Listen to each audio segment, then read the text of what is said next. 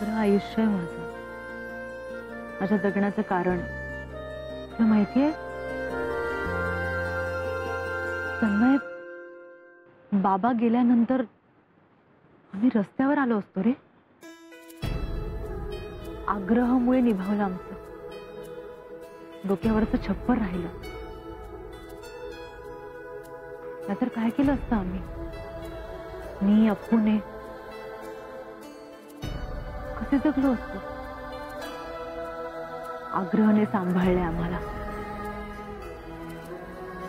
आणि आता वेळ आहे आग्रहाला सांभाळायची आनंदाने. त्यामुळे कधी कधी असं वाटतं की तुझ्या बरोबर राहण्याचा निर्णय घेतलाय. मी स्वार्थी विचार नाही करत आहे ना. हे सगळं सोडून मी दूर जाणार आहे. कशी राहीन मी? हे बघ आरोही, तू त्यांच्यापासून कधीच वेगळी होणार नाही, हा माझा शब्द आहे. तुला त्यांची कधीच कमी जाणू देणार नाही. तुला सुखात ठेव, तुझ्यासाठी जगेन. तुला जे जवळचं महत्वाचं वाटतं ते माझ्यासाठी महत्वाचं असेल. तुला माहितीये मी किती लकी आहे, कारण मला तुझ्यासारखा नवरा मिळाला. खरंच खूप नशीबवान आहे मी, आणि मी देवाचे खूप आभार मानते की माझ्या आयुष्यात तू आला. मला लहानपणापासून ना आग्रहामध्ये सगळ्यांनी लाड केले, सगळ्यांनी खूप प्रेम केले, पण तेवढंच प्रेम, तेवढी काळजी तूही करतो. म्हणून थँक्यू, आणि मी खूप लकी आहे. हो, पण तुझ्यापेक्षा जास्त लकी मी आहे, कारण तू माझ्या आयुष्यात आलीस. आता लग्नानंतर आपलं आयुष्य बदलणार ना? हो, जे माझं आहे ते तुझं होईल, आणि जे तुझं आहे ते माझं होईल. आपलं परत सॉरी. आता परत कशाला? मग काय, तू इथे इतकं मस्त रोमॅन्टिक वातावरण आहे, इथे घेऊन आलास मला, आणि मी परत सगळं तेच बोलत बसले. आग्रह, जबाबदाऱ्या, मला काय वाटत. एक मिनिट. हे सगळं होणारच. का? तुझी बायको होण्याची प्रोसेस सुरू झाली आहे ना. नवऱ्याचं न ऐकणं, त्याला दुर्लक्ष करणं.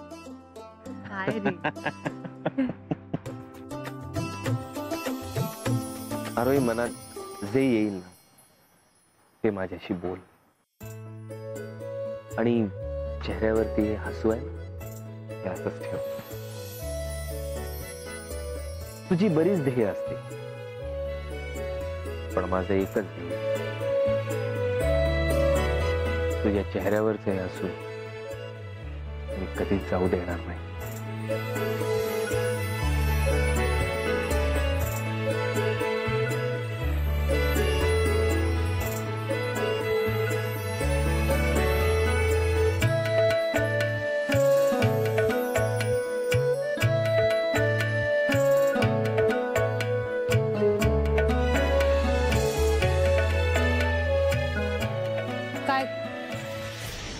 तन्मय,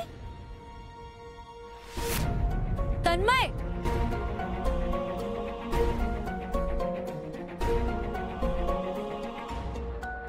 तन्मय. आरोही,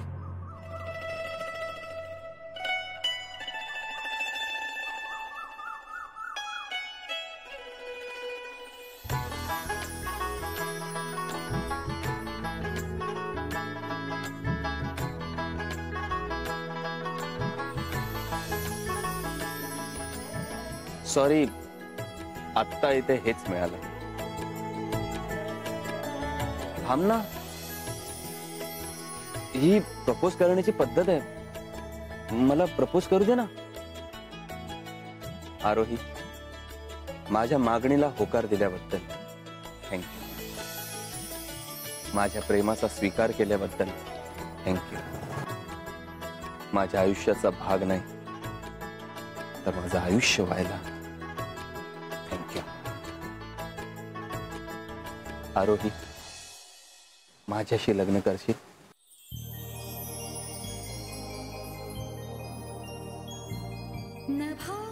हो सॉरी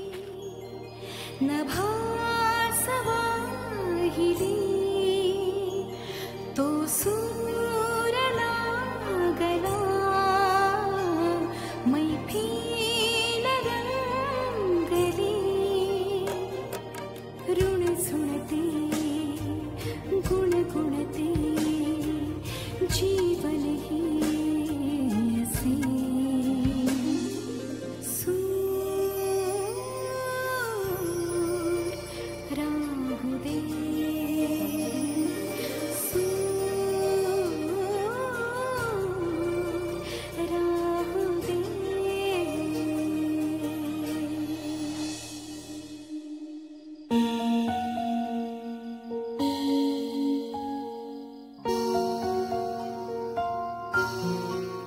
आतू अगं चल ना.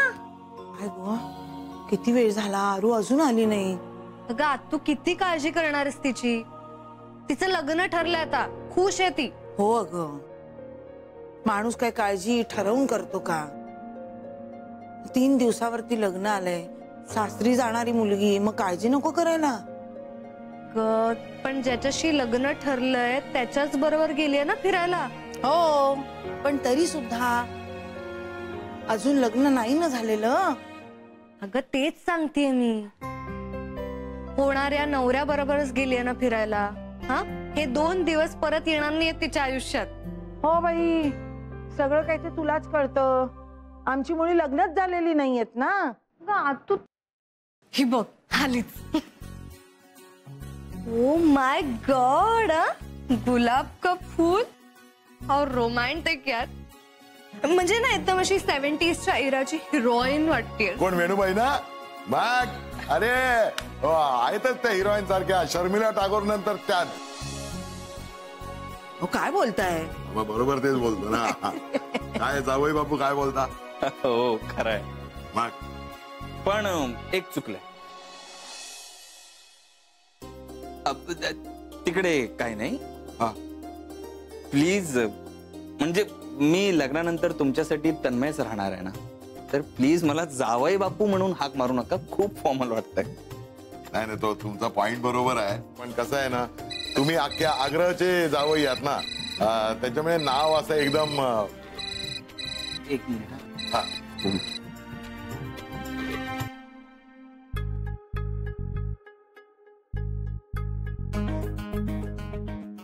बोल विशाल.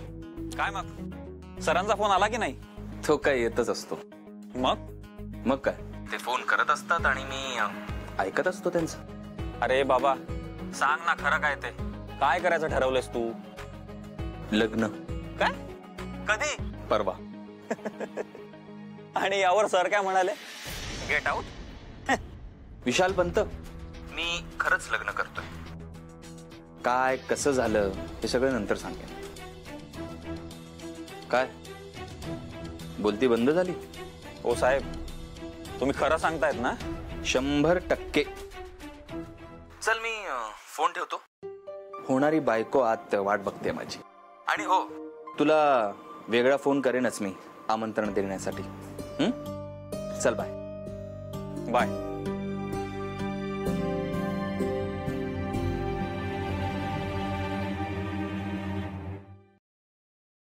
काका सगळे कुठे गेले. इथे नाही आहेत म्हणजे आत. काका चल.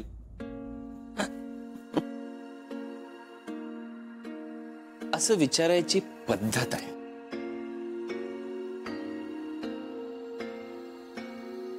बाय द वे तुम्ही माझ्यावर का चिडता. कारण मी जग खूप पाहिलंय. मी न आवडण्याचं हे कारण आहे का. हो पण तुमच्या आरोहीला तर आवडतो. आता आपलं खूपदा भेटणं होईल. तो चलो हात मिलाते. अख्ख्या आग्रहाने माझं अभिनंदन केलंय. फक्त तुम्हीच नाही केलं. सगळं जग करतं म्हणून आपण तसंच केलं पाहिजे. आपल्याला पटलंच पाहिजे असं नसतं. पण आपण जर एकमेकांची चांगलं वागलो तर आरोहीला बरं वाटेल.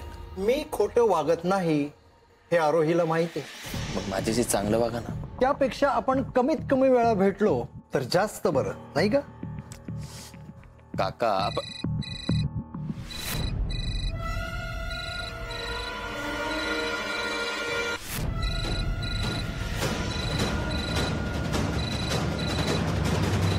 राया जबडे तुला का फोन करतोय?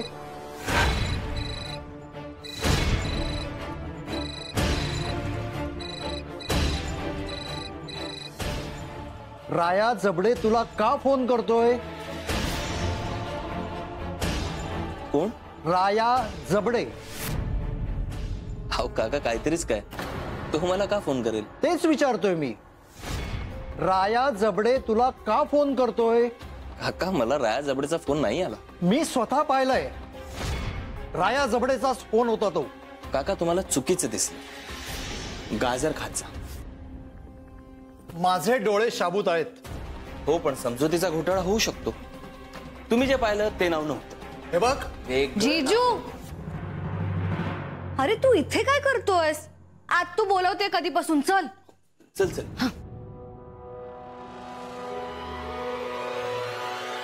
अगं आरू, जरा माझ्या या साड्या बघतेस का? हो. नाही कारण काय की आयत्या वेळेला बघ नंतर पंचायत नको. ब्लाऊज ब्यूज कधी नेसल्यात कुठे साड्या आहे सगळ्या. हा जरा बघ जरा. हा बघ दुपारी कोणती नेसायची? आज एक माणूस भयंकर खुश आहे.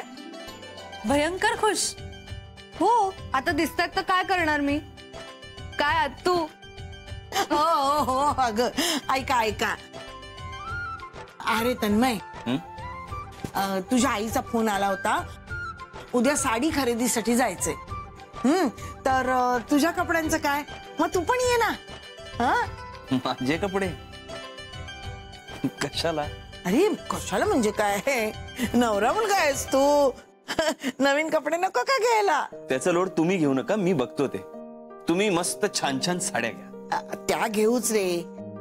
पण मी काय करते, या 3 काकांपैकी कोणाला तरी बरोबर घेते.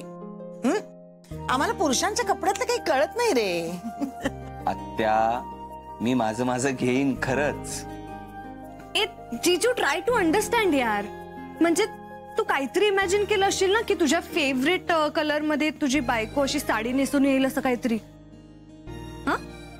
हा तसं आरोहीवर सगळेच रंग छान दिसतात. ए पण तुम्ही ना काहीतरी ड्रेस कोड ठरवा. असं मॅचिंग काहीतरी घाला, छान वाटेल एकदम. आणि थोडक्यात काय, तू उद्या साडी खरेदीला येतोस आणि ताई तुझ्या शॉपिंगला येणार. डन. ओके, मी निघू आता. चाललास? नाही, जेवून जा. आता तू टोन चेंज झालेला बघितलास का? म्हणजे असा बायकोवाला टोन. अहो जेवून जा. हा अहो एक घास खाऊन जा ना. अप्पू असं काही नाहीये, कळलं ना? हे जरा जास्त नाही, हे जरा जास्त बोलायला लागलं. इकडे. तुला काय प्रॉब्लेम आहे? काय प्रॉब्लेम आहे? काय प्रॉब्लेम? मी निघतो. आता या मांजरींसारख्या भांडतील. अगो ताई मी काय तू त्याच्यापेक्षा साडी बघ. नाही, साडी नाही. साडी बघ मी कोणती नेसायची ते.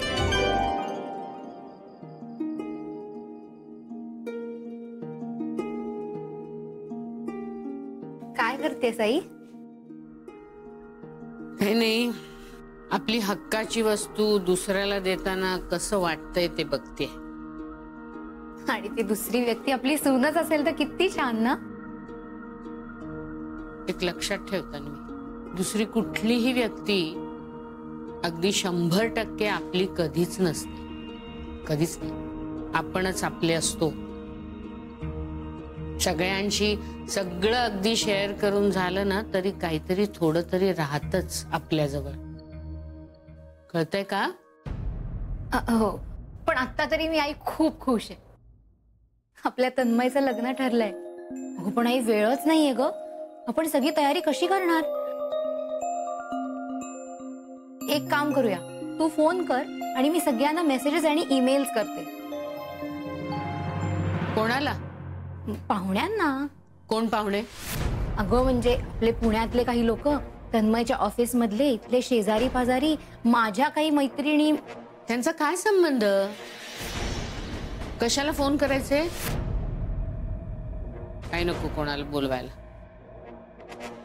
बोलवून काय दाखवायचंय? आग्रह मधलं लग्न. हे बघ, लग्न त्यांच्या विचाराने ठरलंय ना, मग मी काही त्याच्यामध्ये पडणार नाहीये आणि उगीचच भाराभर माणसं वाढवणार नाही. आई तू असं का बोलतेस? तुला हे लग्न पटलं नाहीये का? म्हणजे तू खुश नाहीयेस का? अरे वाह, तयारी जोरदार आहे. या चिरंजीव, झाली वाटतं आईची आठवण.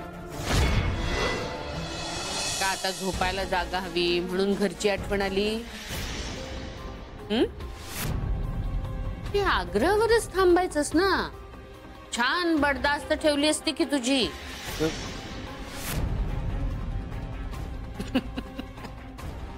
काय झालं? अरे गंमत करते मी. मला घाम फुटला ना. तन्मय, एवढा खुशीत आहेस तू? आई कधी तुझा आनंद हिरावून घेईल का? आई थँक्स, माझा निर्णय मान्य केल्याबद्दल. असू दे असू दे. मी ठरवलं होतं तुम्हाला आयुष्यात कधीही वडिलांची उणीव भासू द्यायची नाही. जमेल तेवढं केलं मी. म्हणजे याच्या पुढेही करेन. काय भाषण संपलं माझं. चला चला झोपायला जा. थँक्स आई. जागरण करू नका, नाहीतर डोळ्याखाली काळं होईल ना नवरदेवाच्या.